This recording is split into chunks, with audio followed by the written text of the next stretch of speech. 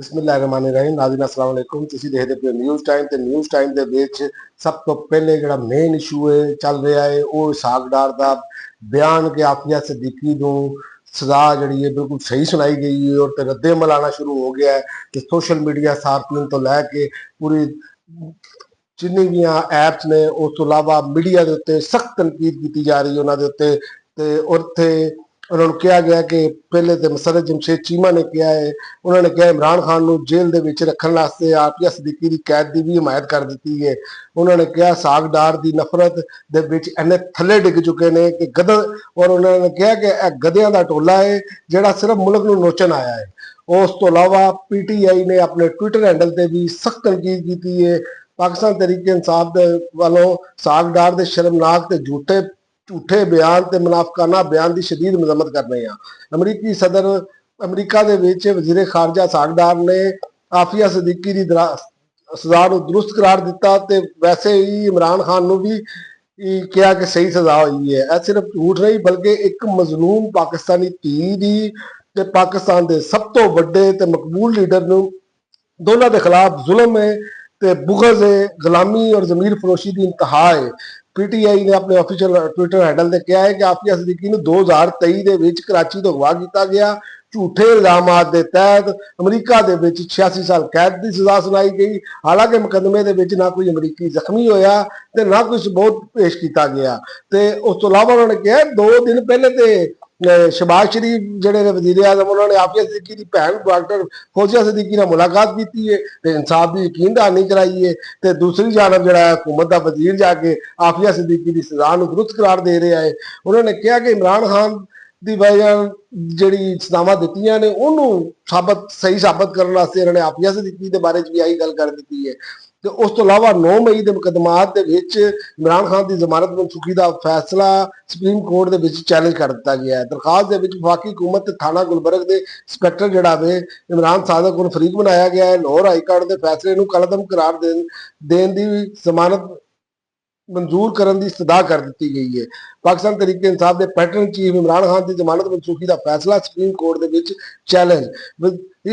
ਸਾਬਕ ਵਜ਼ੀਰ ਆਜ਼ਮ ਇਮਰਾਨ ਖਾਨ ਨੇ 9 ਮਈ ਦੇ ਮੁਕੱਦਮਾਤ ਦੇ ਵਿੱਚ ਜ਼ਮਾਨਤ ਮੁਸਤਰਦ ਹੋਣ ਤੇ ਸੁਪਰੀਮ ਕੋਰਟ ਨਾਲ ਰਜੂ ਕਰਦਿਆਂ ਹੋਇਆ ਲਾਹੌਰ ਹਾਈ ਕੋਰਟ ਦੀ ਜਿਹੜੀ ਜਨਬ ਤੋਂ ਜਿਹੜੀਆਂ ਦਰਖਾਸਤਾਂ ਮੁਸਤਰਦ ਕੀਤੀਆਂ ਗਈਆਂ ਸਨ ਉਹ ਸੁਪਰੀਮ ਕੋਰਟ ਦੇ ਵਿੱਚ ਉਹਨਾਂ ਦੀ ਅਪੀਲ ਦਾਇਰ ਕਰ ਦਿੱਤੀ ਹੈ ਤੇ ਅਲੀਮਾ ਖਾਨ ਨੇ ਕਿਹਾ ਹੈ ਕੋਈ ਤੇ ਹੈ ਜਿਹੜਾ ਖੌਫਜ਼ਦਾ ਹੈ, ਐਸੇ ਲਈ ਚੁਣ ਕੇ ਸਜ਼ਾਵਾਂ ਦਿੱਤੀਆਂ ਜਾ ਰਹੀਆਂ ਨੇ।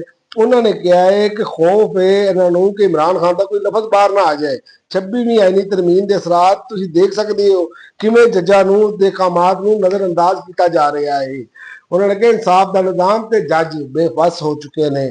ਪਾਕਿਸਤਾਨ ਤਹਿਰੀਕ ਇਨਸਾਫ ਦੀ ਪੈਟਰਨ ਚੀਫ ਇਮਰਾਨ ਖਾਨ ਦੀ ਹਮਸ਼ੀਰਾ ਅਲੀਮਾ ਖਾਨ ਨੇ ਕਿਹਾ ਹੈ ਕਿ ਕਾਰਕੁਨਾਂ ਨੂੰ ਚੁਣ ਕੇ ਸਜ਼ਾਵਾਂ ਦਿੱਤੀਆਂ ਜਾ ਰਹੀਆਂ ਨੇ। ਇਹ ਤੋਂ ਜ਼ਾਹਿਰ ਹੁੰਦਾ ਹੈ ਕਿ ਬੜੇ ਖੌਫਜ਼ਦਾ ਨੇ। ਰਾਵਲਪਿੰਡੀ ਦੇ ਬਾਹਰ ਅਡਿਆਲਾ ਜੇਲ੍ਹ ਦੇ ਵਿੱਚ ਦੇ ਬਾਹਰ ਮੀਡੀਆ ਨੂੰ ਗੁਫ਼ਤਗੂ ਕਰਦੇ ਹੋਏ ਉਹਨਾਂ ਨੇ ਕਿਹਾ ਅੱਜ ਜੇਲ੍ਹ ਦੇ ਵਿੱਚ ਤੇ ਸ਼ਾਖਾਨਾ 2 ਦੀ ਸਮਾਤ ਸੀ। ਸੁਬਾਹ 11 ਵਜੇ ਦੇ ਅਸੀਂ ਜੇਲ੍ਹ ਦੇ ਬਾਹਰ ਖੜੇ ਆ ਤੇ ਪ੍ਰੋਸੀਕਿਊਸ਼ਨ ਨੇ 8 ਤੋਂ 9 ਲੋਕ ਅੰਦਰ ਜਾਂਦੇ ਨੇ ਤੇ ਕਹਿੰਦੇ ਨੇ ਕਿਵੇਂ ਹੋ ਸਕਦਾ ਹੈ ਕਿ ਵਕੀਲ ਆਪਣੀ ਟੀਮ ਦੇ ਬਗੈਰ ਸਮਾਤ ਵਿੱਚ ਸ਼ਾਮਲ ਹੋਵੇ। ਫਿਰ ਇਹ ਫੇਰ ਟ੍ਰਾਇਲ ਨਹੀਂ ਹੋ ਸਕਦਾ ਜਦੋਂ ਤੱਕ ਵਕੀਲਾਂ ਨੂੰ ਅੰਦਰ ਜਾਣ ਦੀ ਇਜਾਜ਼ਤ ਨਹੀਂ ਮਿਲੇਗੀ। ਉਸ ਤੋਂ ਇਲਾਵਾ ਫਲਸਤੀਨ ਨੂੰ ਤਸਲੀਮ ਕਰਨ ਦੇ ਹੱਕ ਵਿੱਚ ਵਜ਼ੀਰ ਆਜ਼ਮ ਇਟਲੀ ਕਾਲਵੀ ਵਜ਼ੀਰ ਆਜ਼ਮ ਨੇ ਕਿਹਾ ਹੈ ਕਿ ਫਲਸਤੀਨੀ ਰਿਆਸਤ ਨੂੰ ਤਸਲੀਮ ਕਰਨ ਦੇ ਹੱਕ ਵਿੱਚ ਲੇਕਿਨ ਪਹਿਲੇ ਬਾਜ਼ਾਬਤਾ ਕਿਆਮ ਅਮਲ ਦੇ ਵਿੱਚ ਆਣ ਦਿਓ। ਉਸ ਤੋਂ ਇਲਾਵਾ ਪੈਰੋ ਦੇ ਵਿੱਚ 60 ਮੁਸਾਫਰਾਂ ਨੂੰ ਲੈ ਕੇ ਜਾਣ ਵਾਲੀ ਬੱਸ ਗਹਿਰੀ ਖਾਈ ਦੇ ਵਿੱਚ ਜਾ ਡਿੱਗੀ, 15 ਲੱਖ ਤੇ 30 ਜ਼ਖਮੀ।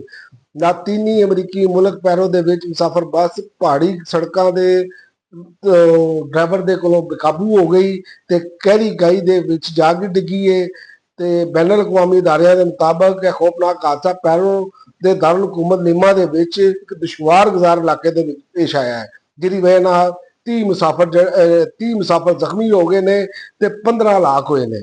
ਉਸ ਤੋਂ ਇਲਾਵਾ ਈਰਾਨ ਦੇ ਸ਼ਹਿਰ ਦਦਾਨ ਦੇ ਵਿੱਚ ਮੁਸੱਲਹ ਅਫਰਾਦ ਦਾ ਅਦਾਲਤੀ ਕੰਪਾਊਂਡ ਤੇ ਹਮਲਾ ਤੇ 6 ਅਫਰਾਦ ਹਲਾਕ। ਸ਼ਮਾਲੀ ਮਸ਼ਰਕੀ ਈਰਾਨ ਦੇ ਸ਼ਹਿਰ ਦਦਾਨ ਦੇ ਵਿੱਚ ਮੁਸੱਲਹ ਅਫਰਾਦ ਨੇ ਅਦਾਲਤੀ ਕੰਪਾਊਂਡ ਤੇ ਅਚਾਨਕ ਹਮਲਾ ਕੀਤਾ ਜਿਹਦੇ 6 ਅਫਰਾਦ ਹਲਾਕ ਤੇ 22 ਜ਼ਖਮੀ ਹੋ ਗਏ ਨੇ।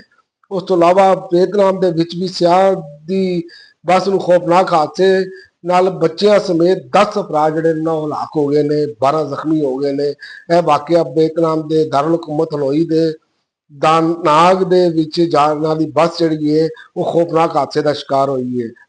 ਬੈਨ ਅਲ-ਅਕਵਾਮੀ ਅਦਾਰਿਆਂ ਦੇ ਮੁਤਾਬਕ ਬੱਸ ਸੜਕ ਕਿਨਾਰੇ ਨਸਲ ਰੁਕਾਵਟਾਂ ਨਾਲ ਟਕਰਾਉਂਦੀ ਹੋਈ ਜਿਹੜੀ ਹੈ ਕਈ ਲਮਾ ਖੁਸ਼ੀਆਂ ਨਾਲ ਭਰੀ ਹੋਈ ਇੱਕ ਕਿਆਮਤ ਦਾ ਮੰਜ਼ਰ ਪੇਸ਼ ਕਰਨ ਲੱਗ ਪਈ। ਹੁਣ ਤੱਕ ਲਈ ਨਾਜ਼ਰੀਨ ਰਹਿਣਾ ਹੀ, ਅਗਲੀ ਵੀਡੀਓ ਤੱਕ ਇਜਾਜ਼ਤ ਦਿਓ। ਅੱਲਾਹ ਹਾਫਿਜ਼।